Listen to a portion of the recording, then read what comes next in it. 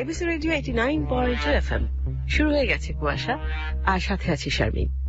আর শুরুতে রয়েছে একটি গল্প, আমার খুব প্রিয় লেখকের গল্প শুনবেন আজকে আপনারা, যেটা পড়ে শোনাবে সেতু, সুনীল গঙ্গোপাধ্যায়ের লেখা পার্বতীপুরের রাজকুমার। আর পড়ে শোনাবে সেতু। গল্পের প্রথম পর্ব এখন শুনবেন, তারপর একটা ছোট্ট বিরতি নিয়ে সরাসরি চলে যাব গল্পের পরের পর্বে, তারপর আবারও ফিরছি, সঙ্গেই থাকবেন। কুয়াশা।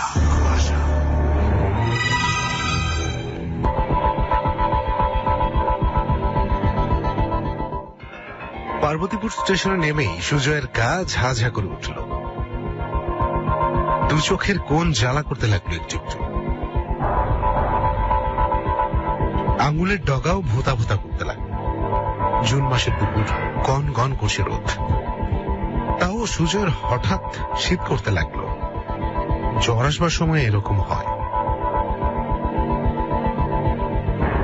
ছোটখাটো স্টেশন, অতি সাধারণ। বাবা ট্রেন থেকে মালপত্র নামাচ্ছেন, মা আর দিদি একপাশে দাঁড়িয়ে বাক্স প্যাঁচা গুনছে। সুজয় একটু দূরে সরে পড়ল। বেড়াতে এসে জ্বর হওয়ার কোনো মানে হয়? মা টের পেলেই বিছানায় শুয়ে রাখবেন। কুলির মাথায় মালপত্র চাপিয়ে ওরা উঠল ওভারব্রিজে। মাঝামাঝি আসবার পর সুজয়ের মনে হলো ব্রিজটা কোথায় যেন ভাঙা। তখনই কুলিটি বলল, দেখবেন বাবু, সাবধান, সামনের দুটো কাঠ ভাঙা রয়েছে। সুজয় অবাক হয়ে গেল। ওই কথাটা হঠাৎ তার কেন মনে হলো? সে তো ভাঙা জায়গাটা দেখতে পায়নি। দুখানা তক্তা নেই সেখানে। কেউ অন্যমনস্ক থাকলে গোলে নিচে পড়ে যেতে পারেন। স্টেশনের বাইরে একটি মাত্র নীল রঙের গাড়ি দাঁড়িয়ে আছে, আর কয়েকখানা সাইকেল রিক্সা। বাবা বললেন, ওই যে আমাদের জন্য গাড়ি পাঠিয়েছে। বাবার বন্ধু রঞ্জিত কাকুর মামা বাড়ি পার্বতীপুরে। রঞ্জিত কাকুর মামারা একসময় এখানকার জমিদার ছিলেন। এখন তো আর জমিদারি নেই, কিন্তু সেই আমলের একটা প্রকাণ্ড বাড়ি আছে, বড় বড় দুটো দিঘি আর ফলের বাগান। রঞ্জিত কাকু প্রায় পার্বতীপুরে এই বাড়ির গল্প করতেন। তাই বাবা একদিন বলেছিলেন, ব্যবস্থা করে দাও না, আমরা ওখানে কিছুদিন থেকে আসি। রঞ্জিত কাকু বলেছিলেন, কোনো অসুবিধে নেই।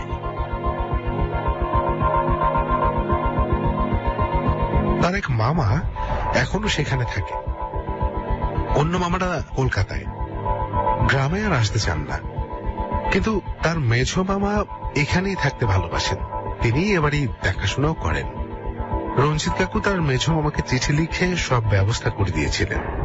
তিনি নিজেও সঙ্গে আসবেন ঠিক করেছিলেন, কিন্তু শেষ মুহূর্তে আটকে গেছেন কাজে। একটা মস্ত বড় গাছের ছায়ায় দাঁড়িয়ে আছে নীল রঙের গাড়িটা। সুজয় বেশিরভাগ গাছই চেনে না, কিন্তু এটা যে অসুধ গাছ তা সে চিনতে পেরেছে।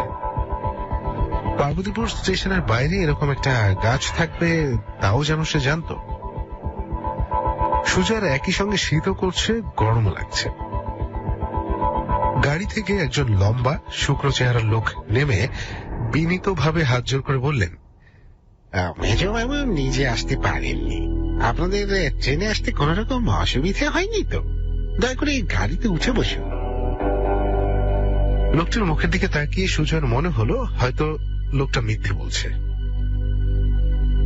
গাড়িটা স্টার্ট নেবার সময় প্রচুর শব্দ করল, এমন ফটফট ধুমধাম শব্দ যেন যুদ্ধ শুরু হয়েছে।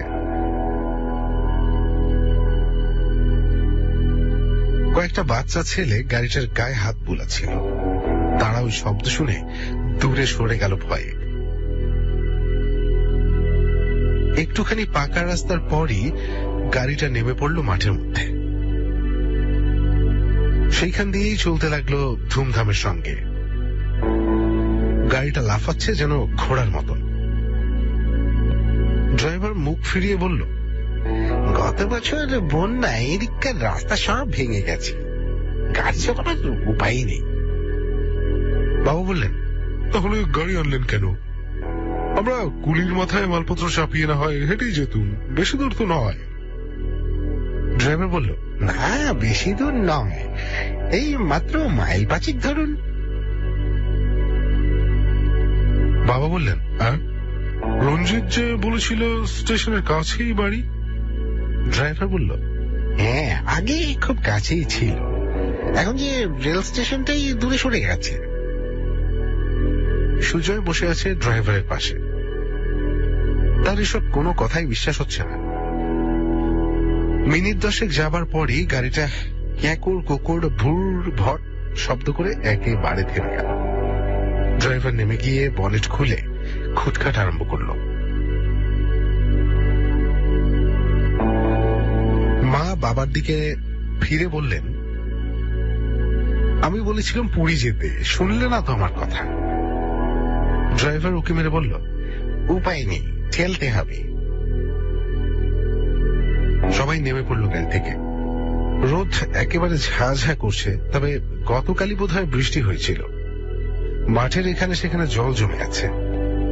মা তো কাদার মধ্যে পা দিয়েই ফেললেন। ড্রাইভার বলল, সাবধান, দেখবেন এখানে বড্ড সাপ খপের উপদ্রব, কালই কিন্তু একজনকে সাপে কেটেছেও। দিদি তাই শুনে এক লাফ দিল। বাবা জিজ্ঞেস করলেন, সাপে কেটেছে মানে কি? সাপে কামড়েছে? আগে হ্যাঁ। কোথায়? এই মাঠে? মাঠে তো সাপের কামড়ে প্রায় 1-1 করে মরে। কাল একজন মরেছে আমাদের রাজবাড়িতে। মা বললেন, স্টেশনটা তো বেশি কাছে, ফিরে গেলে হয় না? বাবা বললেন, আহা, আগেই অত ভয় পাচ্ছ কেন তুমি? মাঠের সামনে একটা উঁচু বাঁধ।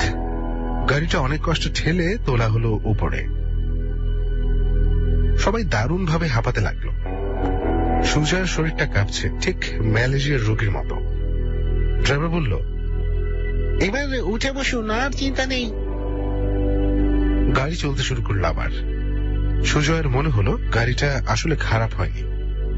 লোকটি ইচ্ছে করে ঠেলালো ওদেরকে দিয়ে। মাঠটা পার করে দিল এইভাবে। বাঁধের উপর বেশ ভালো রাস্তা, একটু বাদেই সেটা গিয়ে মিলেছে পাকা রাস্তায়। তারপর আবার মিনিট 10 চলার পর একটা মোড় এলো। রাস্তার মাঝখানটা গোল করে বাঁধানো। তার সামনে বাঁদিকে আর ডান দিকে 3টে রাস্তা বেরিয়ে গেছে। গাড়িটা বাঁদিকে বেরোতেই সুজয় বলে উঠল, ডান দিকে।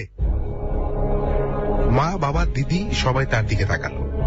ড্রাইভারও খচ করে ব্রেক কষে সুজয়ের দিকে চেয়ে রইল। সুজয় দৃঢ়ভাবে বলল, এবারে ডান দিকে যেতে হবে। ড্রাইভারটি কাচুমাচু ভাবে বলল, হ্যাঁ, আমারই ভুল হয়ে গেছে, এদিকে তো বেশি আশা হয় না। পেছনের সিট থেকে দিদি মুখ ঝুঁকে জিজ্ঞেস করল, তুই কি করে জানলি রে? সুজয় কোনো উত্তর দিল না। দিদি তার ঘাড় ছুঁয়েছে, কিন্তু চমকে উঠল না তো। সুজয় তো এখন জ্বরে পুড়ে যাবার কথা, তবে কি তার জ্বর হয়নি? রাস্তাটা আবার ডান দিকে বাঁক নিয়েছে। সেখানে মোড় ফেরবার আগেই সুজয় আবার বলে উঠল, আমরা এসে গেছি। বাবা বললেন, যা, 5 মাইল দূর বলল যে। ড্রাইভার এবার রীতিমতন ভয়ে ভয়ে সুজয়ের দিকে চোরা চাহনি দিল।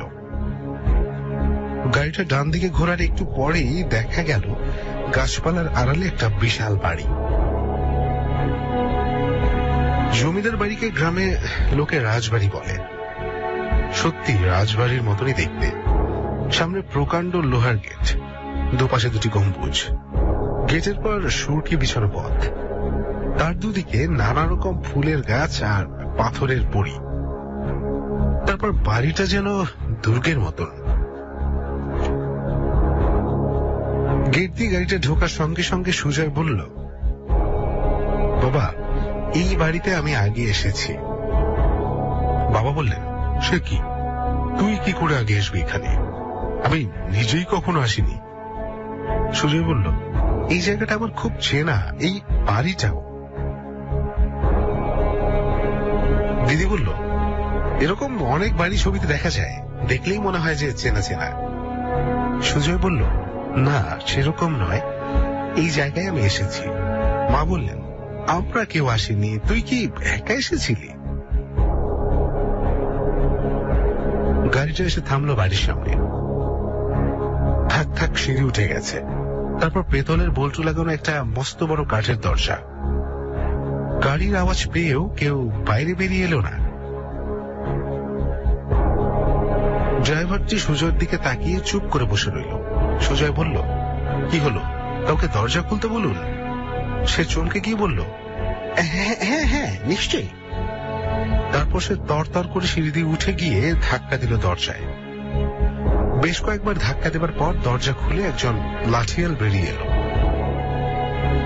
বাবা বললেন, আশ্চর্য তো, লাঠিয়াল বাইরে পাহাড় দেবার বদলে দরজা বন্ধ করে ভেতর বসে আছে।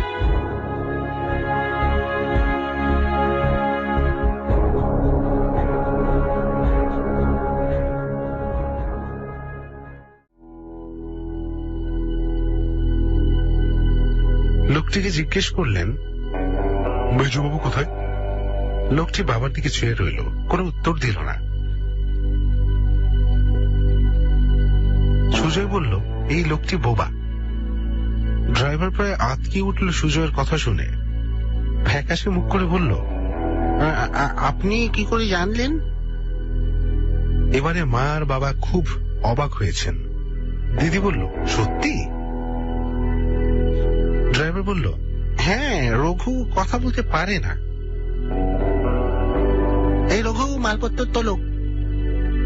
লোকটি লাঠি নামিয়ে রেখে দু হাতে দুটো সুটকেস তুলে ভেতর চলে গেল। ড্রাইভার বলল, আসুন, উপরে চলুন। মা বেশ বিরক্ত হয়েছেন। বাড়িতে অতিথি এলে কেউ বাড়ির লোক অভ্যর্থনা করতে আসবে না। রঞ্জিত বাবু অবশ্য বলেছিলেন যে তার মেজ মামা বিয়ে করেননি। বাড়িতে অন্য কোনো লোক বিশেষ কেউ নেই।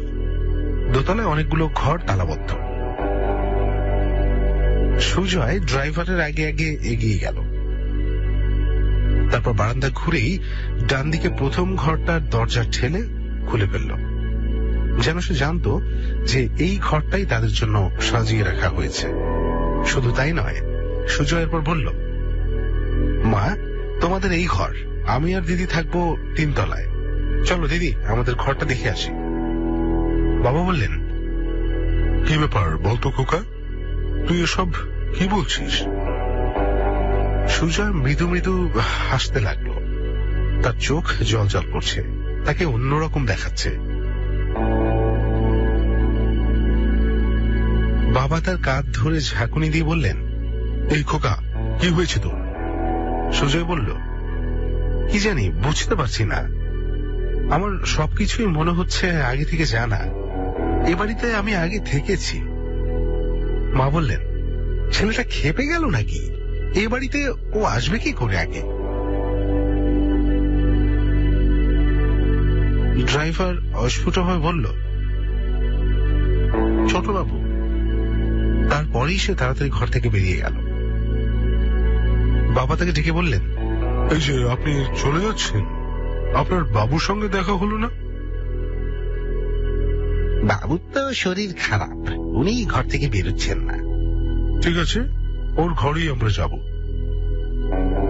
উনি বলেছেন যে সন্ধ্যাবেলা দেখা করবেন, আপনাদের কোনো অসুবিধা হবে না, ডাকলেই রঘু আসবে। ওই লোকটি তো বোবা। যারা বোবা হয় তারা কালাও হয়, ডাকলেও শুনবে কি করে? না না না না, ও শুনতে পায়, কথা বলতে পারে না। আপনারা বিশ্রাম করুন, আমি চা পাঠিয়ে দিচ্ছি। মা এবারে প্রকাশ্যে বলে ফেললেন, এ বাড়িতে আমার একটুও থাকতে ভালো লাগছে না বাপু। রঞ্জিত বাবু এ কোন জায়গায় পাঠালেন আমাদের? রঞ্জিত তো বলেছিল যে আমাদের খুব ভালো লাগবে, ওর মেজো মামা আমাদের খুব খাতির করবে, তিনি খুব আমোদি লোক, বাবা বললেন। কোথায়? তিনি তো একবারও দেখাও করলেন না। শুনছি তো অসুস্থ। রঞ্জিতের চিঠির উত্তরে তিনি টেলিগ্রাম পাঠিয়ে আমাদের আসতে বলেছেন। তাতে তো জানাননি যে তিনি অসুস্থ। ও কি ছেলেটার কি হলো? সুজয় তখন থরথর করে কাঁপতে শুরু করেছে, তার চোখ বুজে গেছে। বাবা ভয় পেয়ে গিয়ে বললেন, খোকা খোকা খোকা অমন করছিস কেন তুই? সুজয় বলল, আমি ওপরে যাব। তারপরেই সে এক দৌড় লাগালো। ও কি ও কি বলে বাবা মা দিদি ছুটলেন তার পেছন পেছন। সুজয় দৌড়তে দৌড়তে উঠে এলো 3 তলায়। সেখানে ড্রাইভার আর রঘু দাঁড়িয়ে আছে একটা ঘরের দরজার সামনে। দুজনেরই মুখ শুকনো। সুজয়কে দেখে তারা বেশ ভয় পেয়েছে। সুজয় হুকুমের সুরে বলল, সরে যাও, দরজা খোলো। ড্রাইভার হাত জোর করে বলল, ছোট বাবু, আমার কোনো দোষ নেই। সুজয় এক ধাক্কা দিতেই দরজাটা খুলে গেল। একজন মাঝবয়সী লোক একটা সিল্কের ড্রেসিং গাউন পরে মাথা আঁচড়াচ্ছিল। আওয়াজ শুনে ফিরে তাকালো।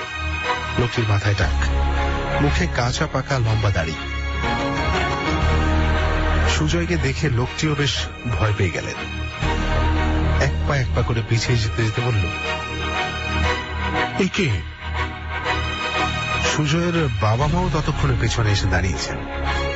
সুজয় তাদের দিকে ফিরে বলল, এই লোকটা মেজবাবু নয়, এ একটা বদমাস, আগে নায়েবের কাজ করত।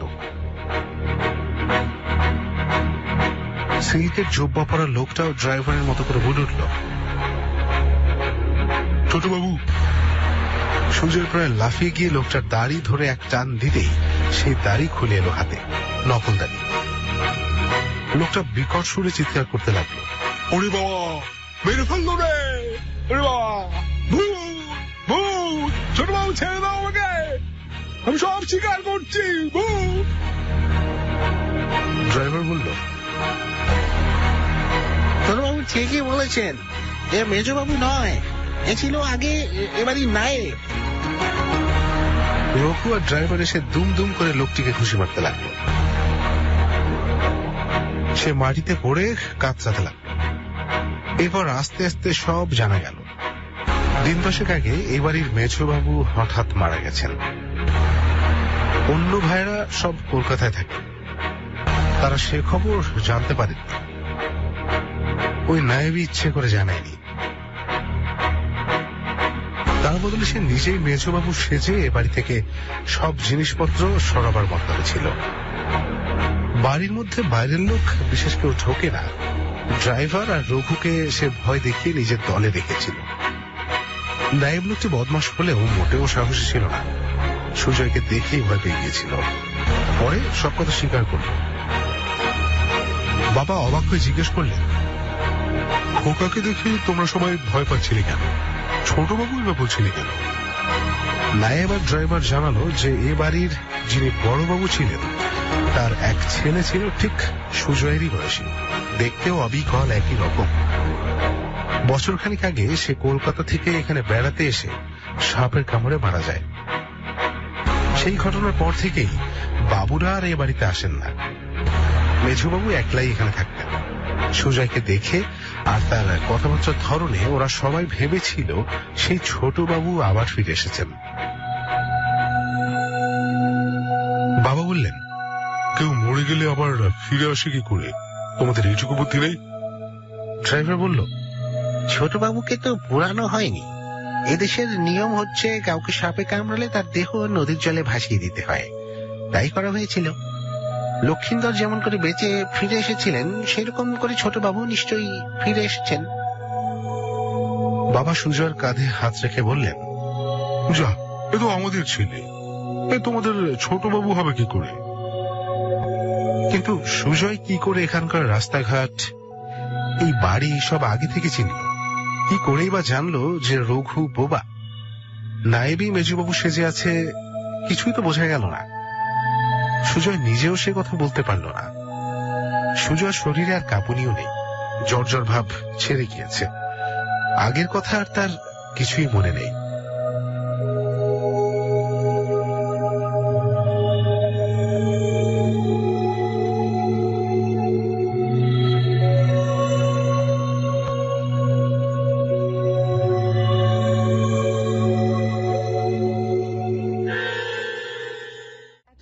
শুনেন আজকের প্রথম গল্প সুনীল গঙ্গোপাধ্যায়ের লেখা পার্বতীপুরের রাজকুমার, আর পড়ে শোনালো সেতু।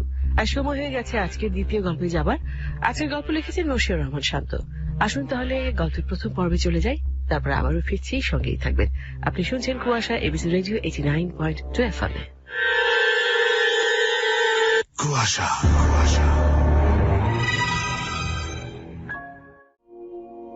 মিতু এবং অনিক স্বামী স্ত্রী।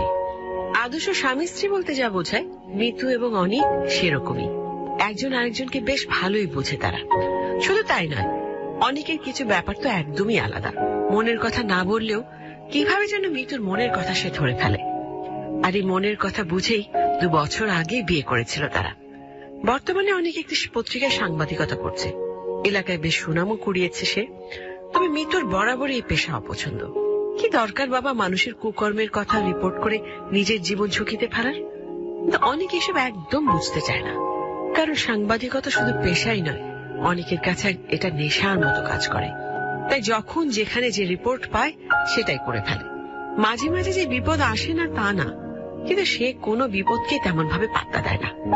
কিছুদিন আগে তো অনেকের কারণে বিশাল বড় একটা গ্যাং পুলিশের কাছে ধরাও পড়েছে। কয়েকদিন আগের কথা বরং থাকুক, এখন মানে আজকের কথা বলা যাক। আজ অনেক বাসায় আছে, ছুটির দিন বলে কথা। বিয়ের পর থেকে ছুটির দিনে মিতুর সাথে বসে মুভি দেখা অনেকের অভ্যাসে পরিণত হয়েছে। তবে মুভি ছাড়ার আগেই মিতু কিছু একটা খাবার নিয়ে অনেকের সামনে আসলো। টেস্ট করে দেখো তো কেমন হয়েছে। এটা কি? অবশ্যই বিষ না। আরে বাবা, কথায় কথায় এমন রাগ করো কেন? ফিরনি রান্না করলাম, বলো কেমন হয়েছে। দূর থেকে স্মেল পেয়ে আমিও এটাই ধারণা করেছিলাম। দাঁড়াও, খেয়ে বলছি। এভাবে খাচ্ছ কেন? আস্তে আস্তে খাও। কিসের সমস্যা রে বাবা? আমি যাই করি তাতেই তোমার প্রবলেম। ও হ্যাঁ, দুলাভাই বলছিল। রাখো তো তোমার দুলাভাইয়ের কথা। 2 বছর ধরে একই জ্ঞান সে দিয়েই যাচ্ছে তো দিয়েই যাচ্ছে। আরে শোনো না বাবা, দুলাভাই তো আমাদের ভালোর জন্যই বলছে। আর সাংবাদিকতা থেকে যদি এক্সপোর্ট ইম্পোর্ট বিজনেসে বেশি লাভ হয় তাহলে সেটা করা কি ভালো না? তুমি একটা ব্যাপার বোঝো না মিতু, সাংবাদিকতা কিন্তু মোটেও লাভ ক্ষতির হিসাব থেকে আমি করি না। আর তুমি এগুলো নিয়ে এত বেশি কেন ভাবো বলো তো? আমি কি তোমাকে কোনো কিছুর অভাবে রেখেছি? যে পেশায় রিস্ক আছে সেই পেশায় থেকে কি বা হবে? আর 2 দিন পর আমাদের যখন বাবু হবে তখন? আমি তোমাকে নিয়ে এত চিন্তা করতে পারবো না। তুমি দুলাভাইয়ের সাথে বিজনেস করো, সেটাই বরং ভালো। ছুটির দিনে বাসায় থাকার মুডটাই নষ্ট করে দিলে। শার্ট গায়ে দিচ্ছ কেন? কোথায় যাচ্ছ? জানি না, প্লিজ চুপ থাকো, মেজাজ খারাপ লাগছে। আমি কি এমন বললাম যে এমন তেলে বেগুনে জ্বলে উঠতে হবে? ভালো কথা বললে সব দোষ আমার না? গলা উঁচু করে কথা বলবে না মিতু, এটা আমার একদম পছন্দ না। তোমার সাথে কথা বলাই উচিত। ছুটির দিনে ঝগড়া করে অনেকের মুড আসলে অফ হয়ে গেছে। সে বের হয়ে সবার আগে বাসা থেকে একটু দূরে চায়ের দোকানে বসল। চায়ের দোকানদারের নাম জামাল, বয়স 35-36 হবে, একদমই অমায়িক। অনেককে দেখলেই হাসি মুখে কথা বলে। জামাল অনেককে ডাকে মিয়া ভাই। অনেকও তাই চা, সিগারেট, চা, খাবার সব জামালের দোকান থেকেই খায়। জামালের পরিবার সম্পর্কে খোঁজ নেয় অনেক। জামালের দেশের বাড়ি নেত্রকোনা, পরিবারও ওখানেই থাকে। শুধু সে এবং তার দোকান দুটোই থাকাতে কিভাবে ছোট দোকান চালিয়ে পরিবারের কাছে টাকা পাঠায় সেটা ভাবতে মাঝে মাঝে অনেকের খুব মন খারাপ হয়ে যায়। অনেক জামালের দোকানে বসবার সাথে সাথে জামাল বলল, মিয়া ভাই, আজকে আপনি 2 কাপ খাইবেন। কেন 2 কাপ কেন? আজ কি কোনো স্পেশাল ডে নাকি চা স্পেশাল ভাবে বানাচ্ছ? 2টাই ভাই, আমার পুত্র সন্তান হইছে, আর এই খুশিতে আপনি 2 কাপই খাইবেন। 1 কাপ আমার তরফ থেকে আপনার গিফট দিলাম। বাহ, তাহলে তো আসলেই খুশির সংবাদ। আচ্ছা শোনো তাহলে, ছোট্ট একটা জিনিস তোমার ছেলেকে আমি গিফট দিচ্ছি। কিছু কিনে দেওয়া তো এই মুহূর্তে সম্ভব না, তুমি বরং এই টাকাটা নাও। আমার হয়ে তুমি তোমার ছেলেকে কিছু কিনে দিও। মিয়া ভাই, 1000 টাকা দিলেন? কি করলেন মিয়া ভাই এটা? আরে ধুর, রাখো তো এটা। আর শোনো, ছোট দোকান দিয়ে কিভাবে সংসার চালাও আমি জানি না, আমার নিজেরও যে অনেক আছে সেটা না। তবুও যদি তোমার কখনো কোনো সাহায্যের দরকার হয় আমাকে জানিও, আমি আমার সাধ্যমতো তোমাকে সাহায্য করব। মিয়া ভাইয়ের অনেক দয়া, আপনার 1000 টাকার কথা আজীবন মনে থাকবো। চা খাওয়ার পরপরই অনেকের রাগ ভেঙে গেল। সে আবার বাসার দিকে গেল। রাগ করে ছুটির দিন মাটি করবার কোনো মানেই হয় না। মিতু নিজের মতো করেই কাজ করছিল। এই একটামি মুহূর্তের মধ্যে যেমন ঝগড়া বাঁধাতে পারে, ঠিক তেমনি শান্তভাবে সব কাজও শেষ করে ফেলতে পারে। কোনো কিছুই ওর ঘরের কাজে বাধা হয়ে দাঁড়ায় না। অনেককে ফিরে আসতে দেখে ঠান্ডা মাথায় মিতু বলল, এত দ্রুত রাগ ভেঙে গেল, কাহিনী কি? তোমার চেহারা মনে আসলে আর রাগ থাকে বলো? মুভি দেখবো। আচ্ছা, কি মুভি দেখা যায় বলো তো?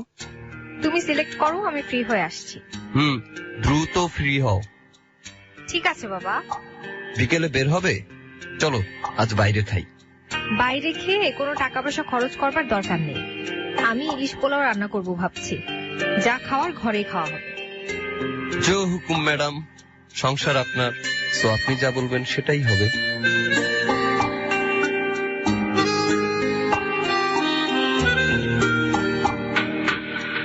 পরের দিন অফিসে যাওয়ার সময় অনেকের জন্য খুব গুরুত্বপূর্ণ একটা সংবাদ অপেক্ষা করছিল। মাঝে মাঝে গুরুত্বপূর্ণ সংবাদ অগুরুত্বপূর্ণ মাধ্যম হয়ে চলে আসে। অনেকের ক্ষেত্রেও সেটাই ঘটল। সকালবেলা অফিসে যাওয়ার পথে জামালের চায়ের দোকানে বসতেই জামাল ফিস ফিস করে বলল, মিয়া ভাই। হ্যাঁ জামাল, বলো কি অবস্থা? মিয়া ভাই, বেয়াদবি না নিলে একটা কথা কই। বলো। মিয়া ভাই, আপনি তো সাংবাদিক, আপনি চাইলে একটা জিনিস করবার পারবেন না? কি করার কথা বলছো, খুলে বলো তো জামাল। মিয়া ভাই, এলাকার অন্তরে চিনেন না? কোন অন্তু? ওই যে চ্যাংড়া পোলা। কি বলছো, ক্লিয়ার করে বলো তো। আমি আসলেই তোমার কোনো কথা বুঝতে পারছি না। মিয়া ভাই, ওই চ্যাংড়া পোলায় ড্রাগ সাপ্লাই দেয়। কি সাপ্লাই দেয়? আরে মিয়া ভাই, নেশা নেশা। ড্রাগস এর কথা বলছো? হ হ হ, ওইটাই। কিন্তু তুমি জানলে কিভাবে এটা? আমি তো সবই দেখি মিয়া ভাই। চায়ের দোকানদার, এর লেগে কাউরে বলবো সাহস পাই না। তার মনে কি হেরে তো কমবে না মিয়া ভাই। আপনারে আপন ভাবটা কইলাম। তুমি কি শিওর? একেবারে শিওর মিয়া ভাই। মায়ের কিরা কইতাছিল না, আমি নিজেই দেখছি। আচ্ছা আচ্ছা, আমি দেখি কি করা যায়। হয় মিয়া ভাই, অনেক ঝামেলা আছে। আমি যে আপনাদের কইছি, সেইটা যদি তারা জানতে পারে, আমার অবস্থা 12টা বাজাই দিব। একদম মায়ের কিরা মিয়া ভাই, আপনারে অনেক আপন ভাবতেই কইছি। আচ্ছা আচ্ছা, ওটা নিয়ে তুমি চিন্তা করো না, আমি দেখছি কি করা যায়। মিয়া ভাই, বেয়াদবি না নিলে আর একটা কথা কই। বলো বলো। এই থানার পুলিশ সকলটি জানে হেরা যে ব্যবসা করে, আর হেরা তো এই পরিমাণ প্রাপ্তি পায়, বুঝেন না? এর লেগে কিচ্ছুই কয় না হেরা। আমি তো এসআই আলমরে দেখছি, হ্যাঁ অন্তুর লগে চা খাইতে খাইতে তেল হইছে। বুঝতে পারছি। আচ্ছা, ব্যাপার না, দেখি আমি কি করতে পারি। আচ্ছা, আমার কথা কিন্তু কাউরে কইেন না মেয়ে ভাই।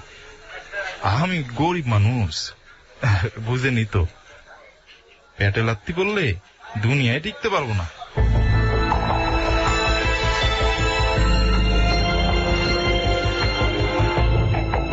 অফিসে যাওয়ার সাথে সাথে অনেকের মন খারাপ হয়ে গেল। এই পত্রিকার নিউজ এডিটরের মাথায় আসলেই সমস্যা আছে। কিন্তু কেমন যেন কোনো কিছুই না বুঝে চিল্লাফাল্লা করে। প্রথমে কয়েকদিন অনেকের সাথে কোনো ঝামেলাই করেনি।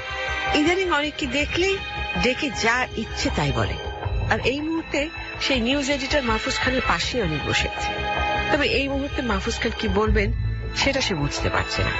বুঝতে না পারাই স্বাভাবিক, কারণ মাহফুজ খানের মাথার কোনো ঠিক নেই।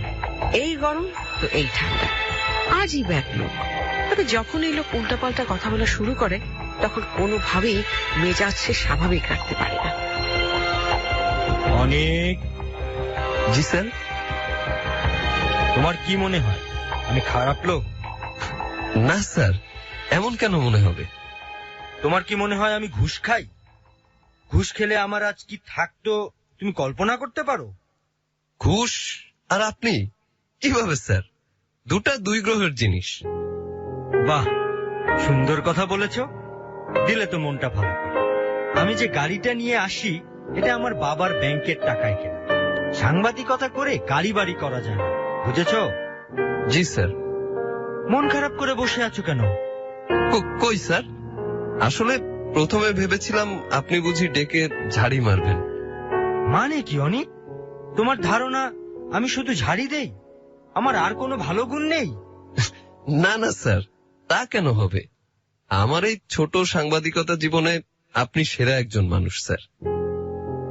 এই তো দিলাম মনটা আবার ভালো করে।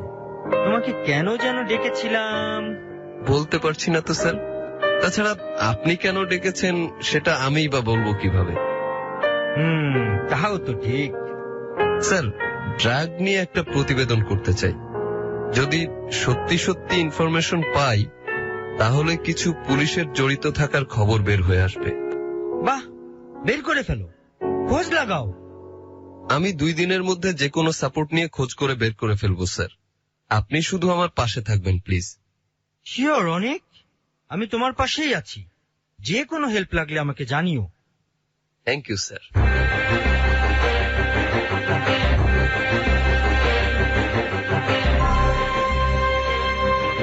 অনেকের মধ্যে একটা ব্যাপার খুব প্রবল ভাবেই আছে, সেটা হচ্ছে একবার যখন কোনো কিছুর সাথে সে জড়িত হবে একদম সেটা শেকড় পর্যন্ত খুঁজে বের করবে। জুলিয়াস অ্যাসেঞ্জের এমন একজন সংবাদ কর্মী পেলে ভালোই হতো। অনেক কাজই অনেককে দিয়ে করিয়ে নিতে পারত। আফসোস বাংলাদেশে কোনো জুলিয়াস অ্যাসেঞ্জ নেই। যাই হোক, অনেক তার নতুন প্রজেক্ট নিয়ে উঠে পড়ে লাগবার প্ল্যান করলো। প্রথম প্ল্যান, অন্তু ছেলেটাকে ফলো করা। একটা ব্যাপার অনেক খোঁজ লাগিয়ে দেখেছে, অন্তুকে দেখে মোটো চ্যাংড়া ছেলেদের মতো লাগে না, বরং ভদ্রঘরের ছেলেই মনে হয়। এদিকে অন্তর মতো ভদ্রঘরের ছেলেকে কিভাবে ড্রাগ ব্যবসায় জড়ানো হলো এটাও একটা রীতিমতো বিস্ময়।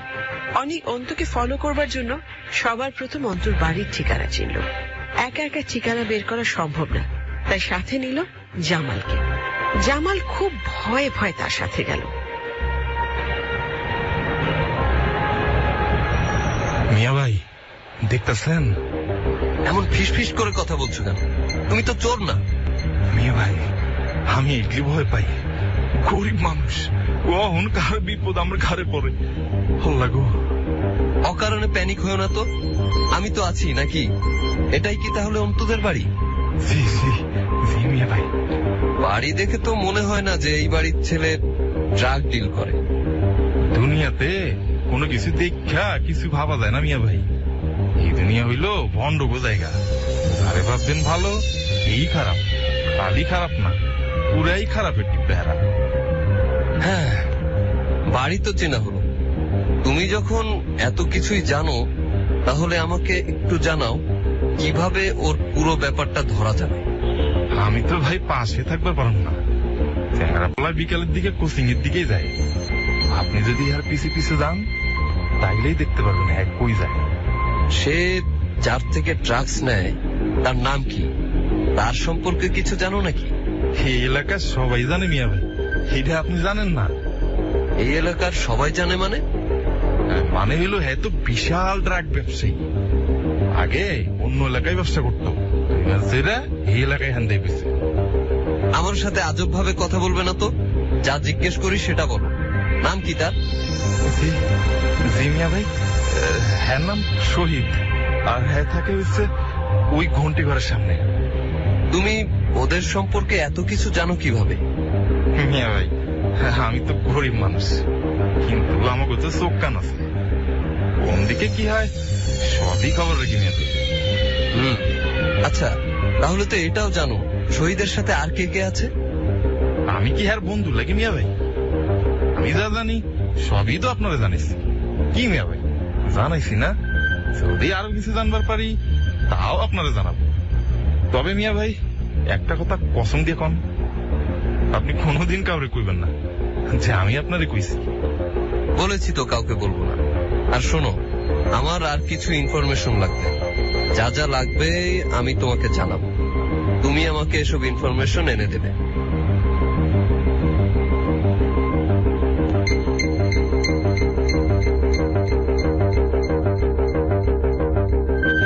পত্রিকার কাজ অদ্ভুত কাজ। শুধু এক রিপোর্ট নিয়ে পড়ে থাকলে তো চলবে না। তবুও অনেক মনে মনে ঠিক করলো অফিস টাইমের বাইরের টাইমে এই রিপোর্ট ইনভেস্টিগেশনের জন্য সে সময় দেবে। তবে আরো একটা ব্যাপার রয়েছে, এই থানার যে পুলিশ এই ড্রাগসের সাথে জড়িত তাকেও তো খুঁজে বের করতে হবে, নইলে খেলা জমবে না। অনেক পুরোপুরি মানসিকভাবে প্রস্তুতি নিয়েই নেমেছি। অনেকের সাপোর্ট তার দরকার পড়বে। সবার ধান্দা করবার মতো রাস্তা অনেক একেবারে বন্ধ করে দেবে এমন প্ল্যান করেই সে নেমেছে। রাত 10টায় বাসায় ফিরেই অনেক মৃত্যুর দিকে তাকিয়ে বলল, জ্বর এসেছে নাকি তোমার? হ্যাঁ একটু, টেবিলে খাবার আছে, খেয়ে নাও। আচ্ছা, তোমার জ্বর না দেখেই আমি একটা কাজ করে ফেলেছি। কি কাজ? রায়হানের কথা মনে আছে তোমার? কোন রায়হান? ওই যে রায়হান কবির, আমার বন্ধু, এখন যে ডিবিতে আছে। হ্যাঁ, মনে থাকবে না কেন? আমি এখানে ওঠার পর তো আর খোঁজ নিইনি। মজার বিষয়, আজ খোঁজ নিয়ে জানলাম। কি জেনেছো? ওর দায়িত্ব তো এই জন্যই পড়েছে। বাহ, ভালো তো। এখন আমি ওকে বলে ফেলেছি কাল আমি, তুমি আর রায়হান আমাদের বাসায় একসাথে লাঞ্চ করব। কিন্তু তোমার যে অবস্থা, মনে হচ্ছে তুমি তো রাঁধতে পারবে না। কি করি এখন বলো তো? বাইরে থেকে খাবার কিনে আনবো? বাইরে থেকে খাবার কেন আনতে হবে? আমি এখনো মরে যাইনি, সামান্য জ্বরই এসেছে, এটার এমন কি? তাহলে একটু কষ্ট করে হলেও কালকের দিনটা একটু ম্যানেজ করো। তোমার বলতে হবে না, আমি সব ঠিকই রেডি রাখবো। তুমি রায়হান ভাইকে নিয়ে চলে এসো। কিন্তু তোমার অফিস? অফিসে প্রবলেম হবে না, 2-1 ঘন্টা থেকেই বের হয়ে যাব। দেখো যেটা ভালো মনে হয়।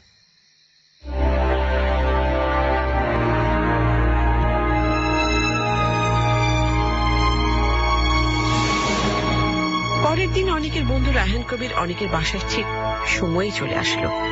অনেকে অফিস থেকে একটু আগে বের হয়ে রায়হানকে পিক করলো। রায়হান ডিবিতে আছে এটা ভাবতেই অনেকের মন ভালো হয়ে যায়, কারণ এ বাসায় ড্রাগসের মামলা নিয়ে কাজ করবে। সেটার জন্য রায়হানের অনেক সাহায্য দরকার হতে পারে। তাছাড়া মাহফুজ খান তো বলেইছে যে কোনো সাপোর্ট সে অনেকে করবে, তাই অনেকের তো কোথাও কোনো বাধা রইল না। অনেকে এবার ধরবে, এক এক করে সবাইকে ধরবে। রায়হানের সাথে খেতে বসেই ড্রাগসের প্রসঙ্গ চলে আসলো। অনেক রায়হানের দিকে তাকিয়ে বলল, তারপর তোর কাজ কেমন চলছে? ডিবি পুলিশের আবার কাজ, একের পর এক পেইনফুল মামলা। আচ্ছা শোন, বল তোর ভাবির রান্না কেমন রে? মিতু ভাবি তো রান্নার জন্য অলওয়েজ বেস্ট। থাক ভাই, আর বললেন না, বেশি বললে পরে হাত নষ্ট হয়ে যাবে, তখন কিছুই আর রান্না করতে পারবো না। খালি কুফা কথা, হাত কেন নষ্ট হবে? তুমি যদি সবকিছু বুঝতেই তাহলে তো সব ভালোই হইতো। তোর সাংবাদিকতার খবর কি? এই তো চলছে নিজের গতিতে। নতুন একটা ব্যাপার নিয়ে রিপোর্ট করব ভাবছি। একটা ভার্সিটির ছেলে খুব সূক্ষ্মভাবে ড্রাগসের বিজনেস করছে। তার পেছনে শহীদ নামের একজন আছে। শহীদ নাকি আলতাফ? আমি যতটুকু জানি তার নাম শহীদ, ব্যায়ামখানার ওখানে থাকে, কিন্তু পুলিশের সাথে বোঝাপড়া অনেক ভালো। অনেক, তুই আমাকে হাসালি রে ভাই। দুই একটা পুলিশের সাথে ভালো সম্পর্ক মানে তো এই না যে তাকে ধরা যাবে না। বড় বড় মার্ডার কেস নিয়ে আমরা কত ঝামেলা ফেস করছি, আর তুই কিনা সামান্য ড্রাগস নিয়ে এত হাহুতাশ করছিস। তাহলে শহীদকে ধরছিস না কেন? তুই যার কথা বলছিস আমার মতে সে এমন কেউই না। তবে হ্যাঁ, টুকটাক বিজনেস হয়তো করে, কিন্তু আহামরি কেউ হলে আমাদের লিস্টে অবশ্যই থাকবে। আসলে তুই আমার কথায় কোনো গুরুত্বই দিচ্ছিস না, এটা কি ঠিক হচ্ছে? গুরুত্ব দিচ্ছি না সেরকম না, কিন্তু ব্যাপার হলো তুই আমার কথা ধরতে পারিস না। আমরা ডিবি কিংবা পুলিশ কেউই তো ঘাস কাটি না, ভালো মন্দ সবকিছুতেই আছে। আমাদের মাঝেও 2-1 আছে, কিন্তু বিষয় সেটা না। বিষয় হলো বড় বড় মার্ডার কেস যেখানে সলভ করা যাচ্ছে না, সেখানে আজাইরা বিষয় সলভ করা বোকামি ছাড়া কিছুই না। তাহলে তোর মতে আমার এখন কি করা উচিত? কিছুই করা উচিত না। তুই জাস্ট ইনফরমেশন দে, বাকি সব আমি গুছিয়ে নিচ্ছি। এগুলো নিয়ে তোর একদমই ভাবতে হবে না। ঠিক আছে, তবে তাই হোক। পরের দিন রায়হান কবিরকে সাথে নিয়ে অনেক গেল জামালের কাছে। জামালের কাছে আর কিছু পাওয়া যাক বা না যাক, আসল অনেক ইনফরমেশন ঠিকই পাওয়া যাবে। তবে রায়হানকে দেখে জামাল না ঘাবড়ে গেলেই হয়। সামান্য চা বিক্রেতা পুলিশকে দেখে ঘাবড়ে যাওয়াটাই স্বাভাবিক। অনেক চেষ্টা না করলো যেন রায়হানকে দেখে জামাল না ঘাবড়ে যায়, সেটার ব্যবস্থা করতে। চায়ের দোকানে গিয়ে প্রতিদিনের মতো করে চা খেল। রায়হানের সাথে কিছুক্ষণ আড্ডা দিল, তারপর জামালের দিকে তাকিয়ে বলল, জামাল। জি মিয়া ভাই। এটা আমার বন্ধু রায়হান। সালাম ভাই। রায়হান ডিবিতে আছে। আমি তো রিপোর্ট করবই, পত্রিকার হেডলাইনে ছবি সহ যাবে। কিন্তু আমার চিন্তা হচ্ছে রায়হান কি ওদের হাতে নাতে ধরতে পারবে? অবশ্যই পারবো মিয়া ভাই। ওই চ্যাংরা পোলার পিছনে পিছনে দায়িত্বই। তারপর ওই চ্যাংরা শহীদের দুইজনের ধরে লাইবেন। তুমি এত কিছু জানো কিভাবে? আমি নিজের চোখেও করে দেখছি, মায়ের কিরা একটা কথাও কিন্তু মিথ্যা না। ঠিক আছে, সময় হলে আমি নিজেই তোমার কাছে এসে খোঁজ নিয়ে যাব, তখন আমাকে সব ঠিক ঠিক বলবে, ঠিক আছে? জি মিয়া ভাই।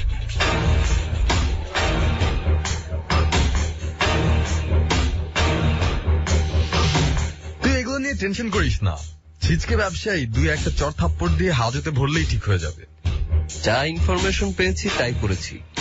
সামনে যদি এর থেকে বড় কেস পাই, সেটা নিয়ে রিপোর্টের জন্য নামবো। তাহলে তুই একটা কাজ কর, আমি তো তোকে কেস সলভ করেই দিচ্ছি। 2-1 দিনের মধ্যে ওই শহীদকে অ্যারেস্ট করব। তুই পারলে আলতাফের খোঁজ লাগা। আলতাফ পুরো এরিয়ার অনেক বড় টেরর, এতই বড় টেরর যে আজ পর্যন্ত কেউ তাকে ট্রেসি করতে পারে। থাকে কোথায়, দেখতে কেমন? আমরা শুধু নাম জানি আর কিছুই না। তুই খোঁজ নে, আর আমি তোর এই ড্রাগস ওয়ালারে সাইজ করে দেব। তুই টেনশন করিস না। আলতাফ, আচ্ছা ঠিক আছে, যা এই কেস তাহলে তুই ডিসমিস করে দে। আবার এমনও হতে পারে এই কেসের সূত্র ধরে আলতাফ বের হয়ে এলো। আমরা জানি আলতাফ অস্ত্র ব্যবসায়ী, 11টা মার্ডারের আসামি, 4টা বাড়িও আছে তার। কিন্তু কোথায় সেই বাড়ি আর কোথা দিয়ে সে আর্মস সাপ্লাই করে আর সে দেখতে কেমন, তার কিছুই আমরা জানি না। ঠিক আছে, আমি এটা নিয়ে বসবো, তুই চিন্তা করিস না। তুই শহীদকে খুঁজে বের কর, এক এক করে সব বের হয়ে যাবে। ঠিক আছে। খুব রহস্যময় গল্প শুনছি আজকে আমরা। এই গল্পের মূল চরিত্র একজন সাংবাদিক, যার নাম অনিক এবং তার স্ত্রী নিতু। আর কথা না বাড়িয়ে চলে যাচ্ছি সরাসরি দ্বিতীয় পর্বে। প্রথম পর্ব এতক্ষণ শুনেছেন, এখন শুনবেন দ্বিতীয় পর্ব, তারপরে আবারও ফিরে আসছি, সঙ্গেই থাকবেন। কুয়াশা কুয়াশা।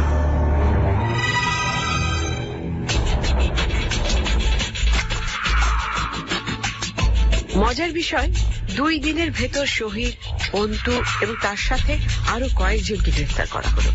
তাদের থেকে তেমন কোনো ইনফরমেশন হয়তো পাওয়া যাবে না, কারণ তারা আসলেই জানে না যেখানকার সবচাইতে বড় ক্রিমিনালকে। রায়হান ফোনে যখন জানালো পুরো গ্রুপকে অ্যারেস্ট করা হয়েছে, তখন অনেক কাকতালীয় ভাবে জামালের দোকানেই বসা। জামাল পুরো ঘটনা শুনে খুব খুশি হলো, কারণ এই মাদক ব্যবসায়ীদের ধরবার ক্ষেত্রে জামালের অবদানই তো বেশি ছিল। মিয়া ভাই, আপনার যে কিভাবে ধন্যবাদ দেব সেটা বুঝতে পারতেছি না। আমি তো এতদিন কাউরে ভয়ে কিচ্ছু জানাই না। আপনারে ভাইয়া মনে হইলো একটা ভাই পাইছি। তুমি জানিয়েছিলে দেখেই তো আজ ওদের ধরতে পারলাম। তবে ওরা খুব বড় কিছু ছিল না। আমার আলতাফকে দরকার। আমি ওর কুকর্মের কথা পত্রিকায় তুলে ধরতে চাই। কোন আলতাফের কথা বলতেছেন মিয়া ভাই? শুধুমাত্র এই এলাকার না, আশেপাশের সব এলাকার বড় ড্রাগস সহ আরো অনেক অকাজ করাচ্ছে সেই আলতাফকে। আমি তো আর চিনি না। যাই হোক, খোঁজ লাগাতে পারলে আপনারে আগে জানাবো মিয়া ভাই।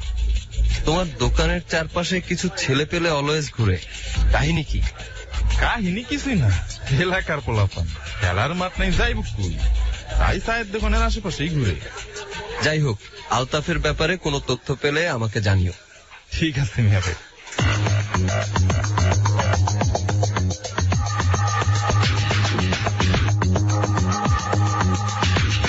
টানা 3 দিন আলতাফ সম্পর্কে অনেক খোঁজ নেওয়ার চেষ্টা করলো।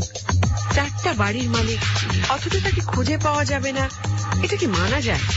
কোনো না কোনো উৎসটা অবশ্যই আছে। যেহেতু সে অপকর্ম চালায়, তার অনেক বড় একটা টিমও থাকার কথা। কিন্তু আফসোসের বিষয়, অনেক কোনো কিছুই খুঁজে পেল না। ঠিক 3 দিন পর অনেক অফিসে বসে আছে। অনেকের সামনে তার বস মাহফুজ খান। তাকে আজকে পুরোই অন্যরকম দেখাচ্ছে। খুব চিন্তায় ডুবে আছেন এমন মনে হচ্ছে। তিনি সামনে রাখা পানির গ্লাসে চুমুক দিলেন। এত আস্তে আস্তে মানুষ পানি খেতে পারে, তা মাহফুজ খানকে না দেখলে কেউ কল্পনাও করতে পারবে না। মাহফুজ খান অনেকের দিকে তাকিয়ে বলল, গতকাল একটা কুরিয়ার এসেছে তোমার নামে, ঘটনা শুনেছো? না তো স্যার। আমার মনে হয় তুমি কয়েকদিনের জন্য অন্য বিটে কাজ করো। কালচারাল বিটে করবে? কেন স্যার, কোনো সমস্যা? সমস্যা আমার না ইয়াং ম্যান, সমস্যাটা তোমার। পার্সেলের ভিতরে কি ছিল সেটা আমার ড্রয়ারের মধ্যে রাখা, খুলে দেখো।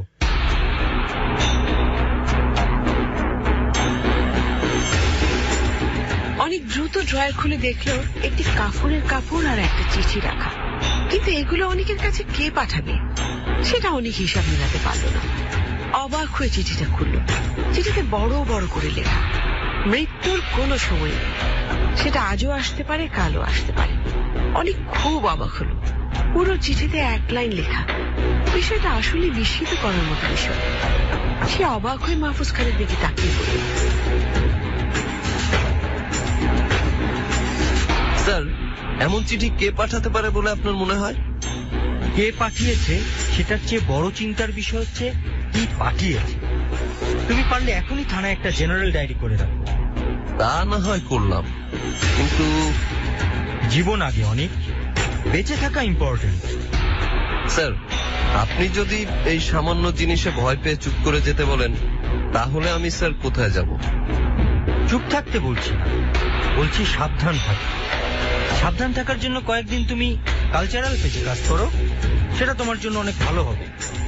না স্যার, আমি যে বিটে আছি সেটাতেই থাকবো, আর এখান থেকে খুঁজে বের করব এটা কে পাঠিয়েছে। যাই করো নিজেকে সেফ রেখে করো। অনেক বাড়ি ফেরার পথে দেখলো জামাল তার চায়ের দোকান বন্ধ করে বের হচ্ছে। এত তাড়াতাড়ি চায়ের দোকান বন্ধ করতে দেখে অনেক বলল, কি ব্যাপার জামাল, কোনো সমস্যা? ছেলেটারে দেখতে মন চাইতেছে, এর লেগে চলে দিতেছে। ও, এই নাও। এইটা কি মিয়া ভাই? আরে নাও তো। টেহা কি লেগে দেন? তোমার ছেলেকে আমার তরফ থেকে কিছু কিনে দিও। আপনি এত ভালো কি লেগে নেন? এখানে ভালোর কিছু আছে? তোমার বাচ্চাটাকে তো দেখাই হলো না, দেখা হলে কিছু উপহার নিজেই কিনে দিতাম। ঠিক আছে মিয়া ভাই, আসি। বাড়ি ফিরে আরো বেশি অবাক হলো অনেক, কারণ অনেকের অফিসে ঠিক যেরকম খাম আর যেভাবে কাফনের কাপড় পাঠানো হয়েছে ঠিক একইভাবে বাসায় পাঠানো হয়েছে। উনি তো ঘরের মধ্যে চিন্তিত মুখে বসে আছে। অনেক চেষ্টা করলো মৃতকে স্বাভাবিক করতে, কিন্তু কোনোভাবেই স্বাভাবিক করতে পারল না। উল্টো মৃতর প্রশ্নের উত্তর দিতে দিতে ক্লান্ত হয়ে যাওয়ার মতো অবস্থা হয়ে গেল অনেকের। ও যতই বোঝাচ্ছে এটাই কাজকর্ম অনেককে ভয় দেখানোর জন্য করা হতে পারে, ততই মৃত নানা রকম প্রশ্ন করতে শুরু করেছে। বলেছিলাম দুলা ভাইয়ের সাথে বিজনেস করো না, সাংবাদিক হবে। দেখেছো এখন কি এসেছে? এটা কিছুই না, এটা জাস্ট ভয় দেখানোর জন্য কেউ এই কাজটা করেছে। তুমি কি এমন করেছো যে তোমাকে ভয় দেখাতে মানুষ বাসায় কাফনের কাপড় পাঠাবে? উত্তর দাও, কথা বলছো না কেন? কই কথা বলছি না, পাগলামি করো না তুমি তো। আমি পাগলামি করবো না তো কে করবে? আমাকে বলো কেন এমন ভাবে তোমাকে হুমকি দিয়ে পাঠাবে? আরো কত মানুষ তো সাংবাদিকতা করছে, কই কাউকে তো দেখি না এমন হুমকি দিয়ে পাঠাচ্ছে। আরে ধুর, বাদ দাও তো, খেতে দাও, ক্ষুধা লেগেছে। এমন একটা চিঠি পড়বার পর মানুষের মাথা ঠিক থাকে? আমি কোনো কিছুই রান্না করিনি। তুমি আমাকে বলো এমন চিঠি কারা পাঠালো, কেন পাঠালো? খুব বেশি সমস্যা হলে বলো, আমরা অন্য কোনো এলাকায় চলে যাই। দরকার নাই তো সাংবাদিকতা করে মৃত্যুকে ঘাড়ে নিয়ে আসা। তুমি না অনেক বেশি বুঝো। এখন রেডি হও, যখন কোনো কিছুই রান্না করো নাই, চলো বাইরে থেকে খেয়ে আসি। আমার নিজেরও কিছুই ভালো লাগছে না। বাইরে গিয়ে খাওয়ার মতো মুড নাই। তুমি আগে বলো এই সমস্যার সমাধান কি? সমাধান হচ্ছে মাথা থেকে বের করে দেয়া। আর রায়হান আসছে, থানায় জিডি করেছি, যে বা যারা পাঠিয়েছে ওদের বিরুদ্ধে ব্যবস্থা নিবে। সুতরাং এটা নিয়ে আর কোনো মাথায় ঘামিও না। অনেক দ্রুত রায়হান কবির অর্থাৎ তার বন্ধু যে ডিবিতে আছে তাকে পুরো বিষয়টা জানানোর সাথে সাথে রায়হান কবির চলে আসলো অনেকের বাসায়। বাসায় এসেই দুটি আলামত নিয়ে নিল। মৃতকে দেখিয়ে রায়হান কবির বলল, ভাবি একদমই চিন্তা করবেন না তো, এগুলো নিয়ে একদমই ভাববেন না। আমি আছি কি জন্য, আমি সব বের করে ফেলবো। কাফনের কাপড় পাঠিয়েছে, তবুও যদি চিন্তা না করি তাহলে কিভাবে হবে ভাই? আচ্ছা দোস্ত, তোর কি মনে হয় কে পাঠিয়ে থাকতে পারে? আগে থেকে এগুলো নিয়ে বলতে পারছি না, তবে বের করে ফেলবো। আচ্ছা শোন, ড্রাগস ডিলার শহীদ কিংবা অন্তু নামের যে ছেলেটাকে আমি ধরিয়ে দিয়েছি, তাদের দলের কি কেউ এটা করতে পারে? করতেই পারে, তবে আমি শিওর না। তবে আমার পার্সোনাল ওপিনিয়ন যদি নিস তাহলে আমি বলবো ওরা করে। এখানে নাটের গুরু অন্য কেউ, তবে যেই হোক সেটা আমি বের করে দেব। মূল নাটের গুরু ওরফে আলতাফ এবং বড় ড্রাগস ডিলারের ব্যাপারে খোঁজ বের হয়ে গেল। না, পুলিশ না, মূল নাটের গুরুকে বের করলো অনেক নিজেই। অনেক 2-2-4 মিলিয়ে নিজেই রায়হানকে কল করলো, বললো দেখা করবার জন্য। তাহলে তুই বলতে চাচ্ছিস যে চাওয়ালা জামাল তোকে সেই কাফনের কাপড় পাঠিয়েছে? হ্যাঁ রায়হান, আমি এখন শিওর সেই পাঠিয়েছে। আমার ধারণা আমাদের বড় ভুল হয়ে গেছে। তাহলে তো তুই বললি চাওয়ালা তোকে ড্রাগসওয়ালাদের ইনফরমেশন দিয়েছিল। তুই চিন্তা করে দেখ, আলতাফের ব্যাপারে কেউ কোনো খোঁজ পায়নি। কেন খোঁজ পায়নি? কারণ সে এমন ভাবে ছিল যা সবার চিন্তার বাইরে ছিল। হাসাবি না প্লিজ। তুই এখন বলতে চাচ্ছিস সেই চাওয়ালা জামাল আসলে বড় টেরর আলতাফ, যার 4টা বাড়ি আছে? হাসার মতো কোনো কথা আমি বলছি না রায়হান, চিন্তা করে দেখ, সব বুঝে ফেলবি। বুঝা, তারপর বুঝার চেষ্টা করি। আলতাফের বড় ব্যবসায় কিন্তু সে নিজেকে ফোকাস করতে চায়নি, তাই তার ব্যবসা তার লোকরাই দেখত। তার লোকেরা দেখা সত্ত্বেও এক এলাকায় যেহেতু আরেক দল ছোট হলেও ড্রাগসের বিজনেস করছে, সে চেয়েছে তাদের সরিয়ে দিতে। সরানোর অনেক উপায় ছিল, 2টা গুলি করেও সরিয়ে দেওয়া যেত। কোনো কারণে বিজনেস নিয়ে ঝামেলা হলে স্মাগলারদের সেটাই করবার কথা। এখানেই আলতাফ আলাদা, তাই ওকে আমরা বুঝে উঠতে পারি। তাহলে তো ও হাতের কাছেই আছে, চল ওকে গিয়ে ধরি, দেখি কি অবস্থা। ওর দোকানের আশেপাশে সব সময় ছেলে পেলে ঘুরতো। তারা মোটেও নর্মাল কেউ ছিল না, সবাই ছিল ওর গার্ড। মূলত নিজেকে সহজ সরল চাওয়ালা হিসাবে দেখাতে চেয়েছিল, যেন প্রকাশ্যে থেকেও কেউ ওর দিকে আঙ্গুল তুলতে না পারে। সবই বুঝলাম, কিন্তু আমি তোর যুক্তি মেনে নিতে পারছি না। আমার মনে হয় না ঝামেলা চাওয়ালার মধ্যে ছিল। যাই হোক, তবুও বিষয়টা ভেবে দেখার মতো। আচ্ছা, আরেকটা ব্যাপার খেয়াল করেছিস? কি? আমরা যেই আলতাফের ব্যাপারে খোঁজ নিতে গিয়েছি, ও কিন্তু তখন থেকে কেটে পড়েছে। কেটে পড়েছে মানে? হ্যাঁ, আমার সাথে যখন দেখা হয়েছে তখন ওর ছেলের সাথে দেখা করার কথা বলে গ্রামের বাড়ি চলে যাচ্ছে। এতক্ষণে অনেক দূর চলে যাওয়ার কথা। কুয়াশা এবিসি রেডিও 9.2 FM এ। আর এতক্ষণ ধরে আজকের গল্পের দ্বিতীয় পর্ব শেষ হলো, আর সময় হয়ে গেছে শেষ পর্ব অর্থাৎ তৃতীয় পর্বের। এখান থেকে আমাদের রহস্য উদ্ঘাটিত হবে। আসুন তাহলে তৃতীয় পর্ব শুনি, তারপর আবারও ফিরে আসছি। কুয়াশা কুয়াশা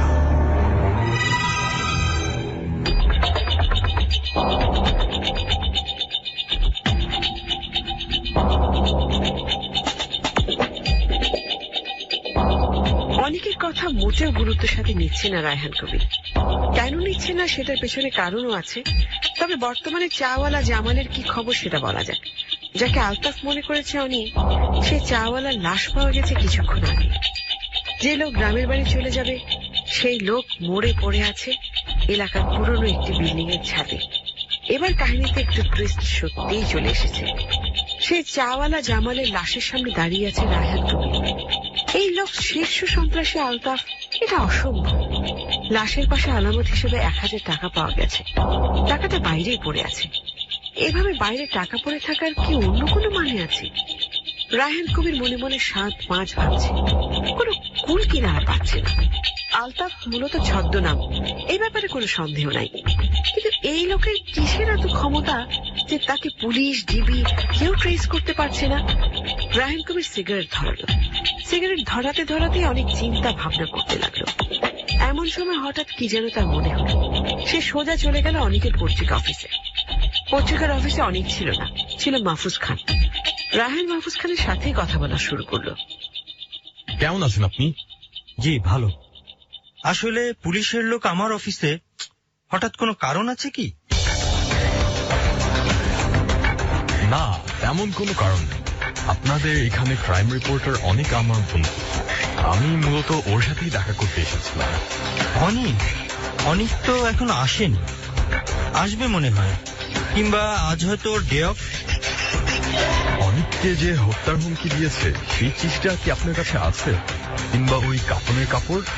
হ্যাঁ, ওটা ড্রয়ারে রেখে দিয়েছি।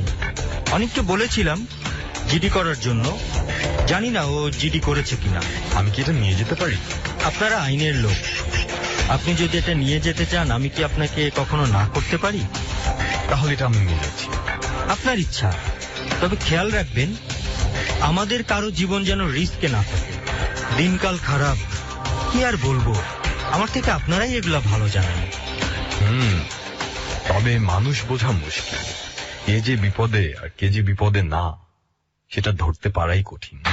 ঠিক আছে, আপনার অন্য কোনো সাহায্য লাগলে আমাকে জানাবেন প্লিজ। অবশ্যই।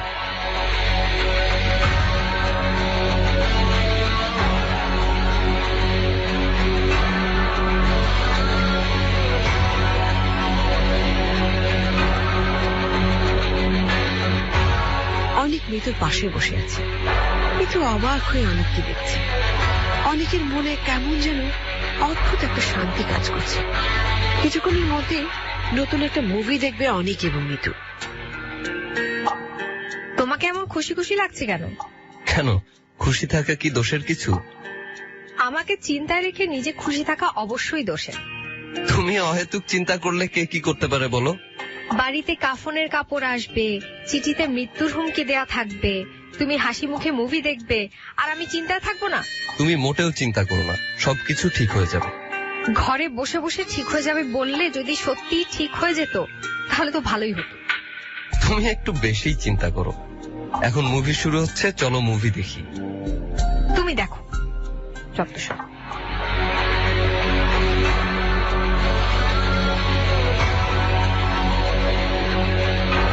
রায়হান কবিরের মাথার উপর আকাশ ভেঙে পড়েছে।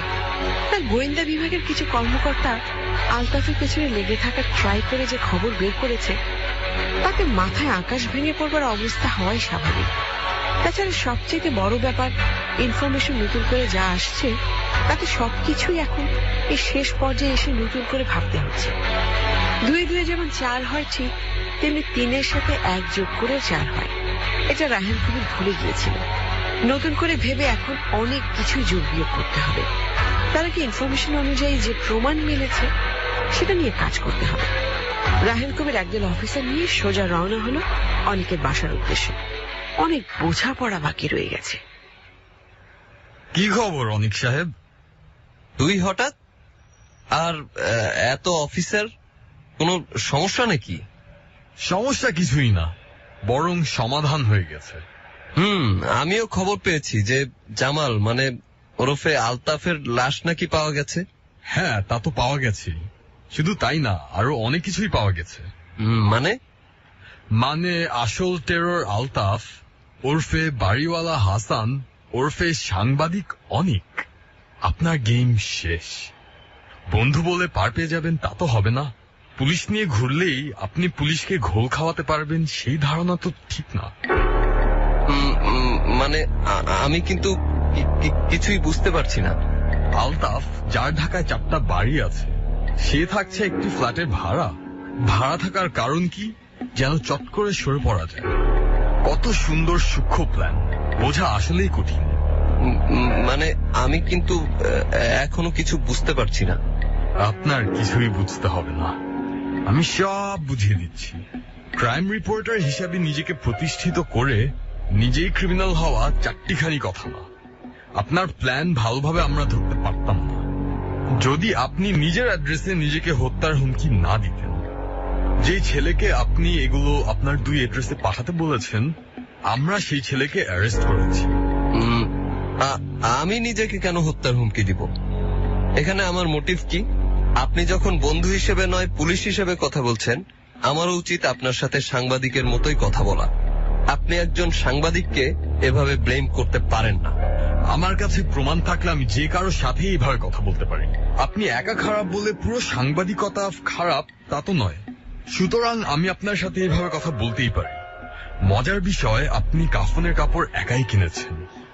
বিদায় স্টোর থেকে এই কাফনের কাপড় কেনা হয়েছে। আপনার এক ভাড়াটিয়া এটা দেখেছিল। পরে আমাদের গোয়েন্দা অফিসার সূত্র ধরে আপনার ব্যাপারে কনফার্ম হয়। আপনি আসলে কি বোঝাতে চাচ্ছেন আমি বুঝতে পারছি না।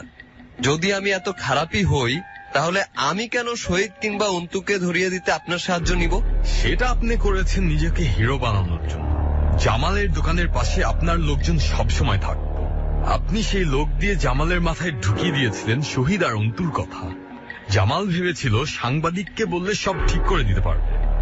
জামালের মাথায় এটা কখনোই আসেনি যে আপনিই চেয়েছেন জামাল আপনাকে বলুক এবং আপনি সেই সমস্যার সমাধান করেন। তাদের ধরিয়ে দিয়ে আমি হিরো হলে আমি জামালকে কেন হিরো বানাতে যাব? আপনি পুলিশ ঠিক আছে, তাই বলে আলাদা করে এভাবে আমাকে দোষ দিতে পারেন না। আপনি জামালকে হিরো বানাননি, বানিয়েছেন বলির পাঠা। আপনি যখন শুনেছেন জামাল গ্রামের বাড়ি যাবে, তখন আমার মাথায় ঢুকিয়ে দিয়েছেন যে আসলে জামালই আলতাফ। কি হাস্যকর চেষ্টা! অথচ একবারও আপনার মনে হয়নি যে দুনিয়া এত সহজ না? দাদাকে আদা পরিয়ে চলে যাবেন, সেটা কি এত সহজেই হয়? আমার যা ধারণা হয়েছে আমি সেটাই বলেছি। তাছাড়া জামাল মারা গেছে, আমি চাইলেও এখন প্রমাণ করতে পারবো না যে জামালই আসলে আলতাফ। মার্ডার আপনিই করেছেন, যেন আমাদের মাথায় ঢুকে যায় জামাল ওরফে আলতাফের চ্যাপ্টার এখানেই ক্লোজ। আপনারা কি আবল তাবল বলছেন? আমি সত্যিই কিছু বুঝতে পারছি না।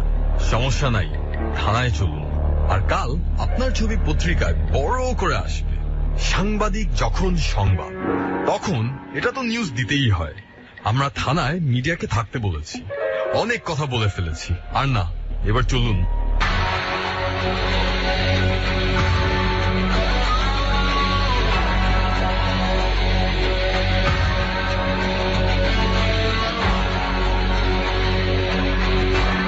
আলতাফ ওরফে বাড়িওয়ালা হাসান ওরফে সাংবাদিক অনেককে অ্যারেস্ট করবার পর অনেক গোপন এবং ভয়ঙ্কর তথ্য উদ্ঘাটন করা সম্ভব হয়। আসলে মাঝে মাঝে শস্যের ভেতরেই ভূত লুকিয়ে থাকে, আর আমরা অনেক দিক থেকেই অন্ধ হয়ে থাকি, তাই খুঁজে পাই না। অনেকও তেমনই আছে।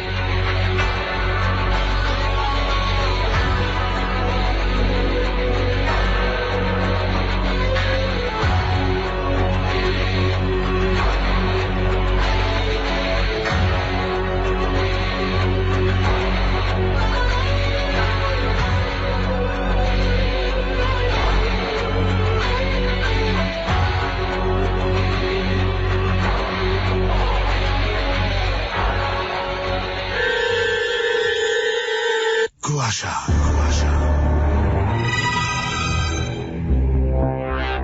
এতক্ষণ ধরে শুনছেন আজকে কুয়াশার মূল কাহিনী। আজকের কাহিনীর নাম ছিল মাইন্ড গেম। লিখেছেন মশিউর রহমান শান্ত এবং নাট্যাংশ পরিচালনায় ছিলেন শেগুফতা আবিদ শাড়ি এবং সাউন্ডে ছিলেন খালিদ। জানিয়ে দিচ্ছি বিভিন্ন চরিত্রে যারা আজকের গল্পে অভিনয় করেছেন। অনেকের চরিত্রে অভিনয় করেছেন মঞ্জু, মিতুর চরিত্রে শাড়ি, জামাল চাওয়ালার চরিত্রে খালিদ, মাহফুজ খানের চরিত্রে অভিনয় করেছেন লোবান এবং রায়হান কবিরের চরিত্রে ছিলেন তামজিদ। তো শেষ হয়ে গেল আজকের কুয়াশা।